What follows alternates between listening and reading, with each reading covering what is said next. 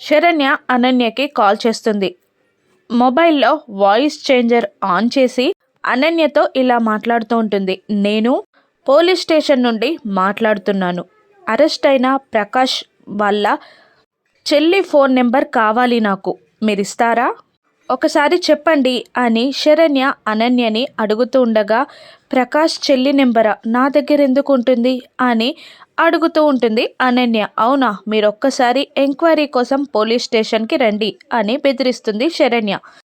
దాంతో భయపడిపోయిన అనన్య సమీర ఫోన్ నెంబర్ని శరణ్యకి చెప్పిస్తుంది. ఇక కాస్త టెన్షన్ పడుతూనే సోఫాలో కూర్చొని, hi Sameera, this is Darshan అని మెసేజ్ పెడుతుంది శరణ్య సమీరాకి దర్శన్లా. కానీ ఆ మెసేజ్ చూసిన సమీర షాక్ అవుతుంది. దర్శన్ నాకు మెసేజ్ చేయడం ఏంటి అని షాక్ అయి సంబరపడి ఫోన్ చేస్తూ ఉంటుంది దర్శన్కి సమీర. ఇక ఫోన్ లిఫ్ట్ చేయాలా వద్దా అని ఆలోచిస్తూ ఉంటుంది శరణ్య.